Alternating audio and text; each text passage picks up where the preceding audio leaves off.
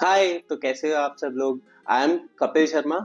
Last video में हमने discuss किया था कि आप अपनी सैलरी को कैसे इन्वेस्ट कर सकते हैं। I gave my point of view.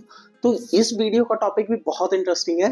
वो है कि should you buy your first car in your 20s और early in your career. See, car लेना बहुत ही इमोशनल डिसीजन है and on the other end ये फाइनेंशियली लायबिलिटी और रिस्पॉन्सिबिलिटी भी है। तो कंफ्यूजन होना बहुत ही नॉर्मल सी बात है। तो चलो इसको प्रॉपरली समझते हैं, ठीक है ना। सबसे पहले, कार लेना बहुत ही इमोशनली सेटिस्फाइंग होता है कि मैं अब कमाने लग गया हूँ और मैं कार भी अफोर्ड कर सकता हूँ। मैं फैमिली के साथ, अपनी गर्लफ्रेंड के साथ बाहर घूमने जाऊंगा, लॉन्ग ड्राइव पे जाऊंगा, उनको कंफर्ट मिलेगा। बहुत सेक्सी फीलिंग है यार। बट फाइनेंशियली कार एक डेप्रिशिएटिंग एसेट है। डेप्रिशिएटिंग एसेट मीन्स कि उसका दाम पल पल घट रहा है। जैसे रियल एस्टेट है, पल पल बढ़ रहा है, वैसे इसका पल पल घट रहा है। आप जैसे ही शोरूम से निकालोगे 10-15% तो गए हो। और नॉर्मल एक्सपेंसेस तो रुकते ही हैं भाई। ईएमआई है, गाड़ी है, तो फ्यूलिंग भी कराओगे, फ्यूलिंग कराओगे तो भैया टोल भी दोगे, टोल दोगे तो भैया पार्किंग भी दोगे, मॉल्स में इंश्योरेंस है, उसकी मेंटेनेंस है, कितना कुछ है भाई। बहुत ज्यादा खर्चे बढ़ जाते हैं। सो क्वेश्चन ये आता है कि कार ले सकते हैं? नहीं।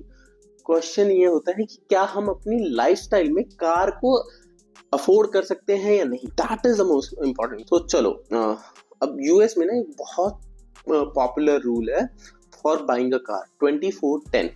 24-10 is 20% down payment, 4 years of loan and 10% of the expenses of the car.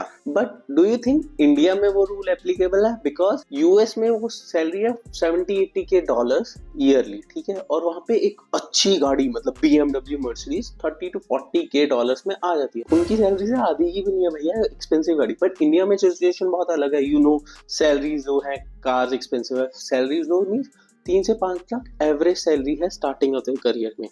और कार्स तो आपको पता ही है, 6 लाख से नीचे तो कुछ आता ही नहीं है। तो हमारे लिए ये वर्क नहीं करता। तो मेरे हिसाब से, I am not a financial expert to be very frank, but जो मुझे लगा है, क्योंकि जब मैंने कार ली थी मैंने अपने लिए एक डिसीजन बनाया था। So I think 25-30 can be a good rule. तो 25-30 is like 20% down payment, 5 years of loan, and बाकी जो 30% में है, फ्यूलिंग है, इंश्योरेंस, मेंटेनेंस, सारे खर्चे इंक्लूड हो गए। बट 30% से ऊपर नहीं जाना चाहिए। एग्जाम्पल सिंपल सा लेते हैं। अगर आपको 10 लाख की गाड़ी लेनी है, 2 लाख जाएंगे डाउन पेमेंट में, 8 लाख का लोन कराओ 5 साल के लिए, और ईएमआई, फ्यूल, इंश्योरेंस सब मिला के 20 से 25 हजार महीने से ऊपर नहीं जाना चाहिए। तो इस हिसाब से जो आपकी कंफर्टेबल सैलरी है वो 70-80 थाउजेंड है मंथली, ठीक है ना। बट ये केस है जब आप इंडिपेंडेंट रहते हो, ठीक है, रेंट है, फूड है, बिल्स है, तो 30% सेफ लिमिट है for monthly maintenance of the car. For the people who are started earning 20-50 thousand और वो इंडिपेंडेंट रहते हैं, नई सिटी में मूव किए हैं, उनका पीजी है, फ्यूल, फूड है, कम्यूट है, कार लेना तो भैया फाइनेंशियली स्ट्रेन कर देगा उनको। सो अकॉर्डिंग टू मी भाई, जब 20-50 की सैलरी है आपकी, तो you should not go for a car. Financially strain करेगा, उसके खर्चे आपको बहुत टाइट कर देंगे भाई। इस स्टेज पे आपकी प्रायोरिटी होनी चाहिए इन्वेस्टमेंट्स और इमरजेंसी फंड क्रिएट करने का। कार थोड़ा बाद में लेंगे, फील बेटर होगा उस सिनेरियो में। चलो, अब एक और सिनेरियो है। सिनेरियो जब वहां चेंज होता है when you start living with family, मतलब और you are living with your family, ठीक है, और तुम्हारा कोई और एक्सपेंस नहीं है, जैसे रेंट नहीं है, खाना, तो घर पे रह रहे हो तो घर वाले कौन सा पैसे मांगेंगे। मांग ले तो भाई पता नहीं, पर अगर नहीं मांग रहे तो आपका खर्चा नॉर्मली बहुत कम हो जाता है। इस केस में रूल को थोड़ा मॉडिफाई किया जा सकता है। 25-40, 20% डाउन पेमेंट, 5 साल का लोन, और 40% आपके खर्च, गाड़ी के सारे खर्चों में, ईएमआई, फ्यूल, मेंटेनेंस। बार बार कॉपी नहीं कर रहा, आप समझ ही गए होंगे। इस वजह से अगर आपकी 50 की सैलरी है ना, तो आप 10 लाख तक की गाड़ी आराम से सोच सकते हो।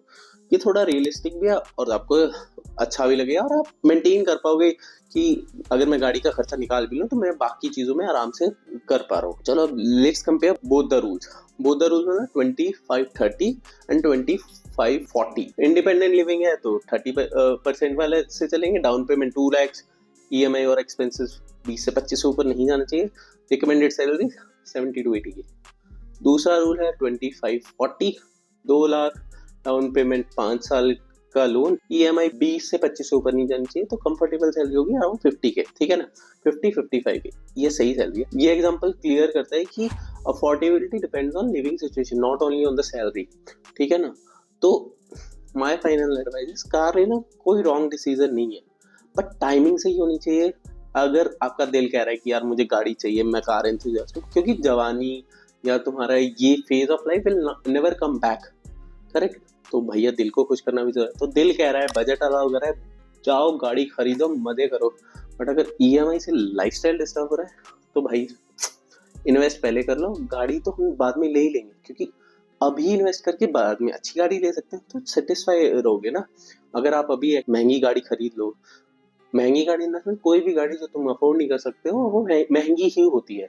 तो तुम्हारा लाइफस्टाइल खराब करे वो गाड़ी महंगी ही है, ठीक है ना। तो उस केस में क्या करोगे यार, सेटिस्फाई नहीं रहोगे, परेशान होते रहोगे। तो इस वीडियो में इतना ही। बट नेक्स्ट वीडियो में आपको बताऊंगा कि 10 लाख तक के बजट में अगर आप कोई कार ढूंढ रहे हो तो आप कौन सी कार्स देख सकते हो। अगर आप कार एंथुसियास्ट हो, फैमिली के लिए कार चाहिए या mix of blend of both चाहिए, तो मैं बताऊंगा। अंटिल देन आप बताओ, आपको ये रूल जो मैंने बनाया है वो आपको कैसा लगा, 25, 30 या 25, 40। If you like this please comment कि हमें ये रूल अच्छा लगा, आप ऐसा और कोई रूल बताओ। And till then, tata, bye bye, stay tuned for the next video, and please don't forget to like, comment and share with your friends. Bye.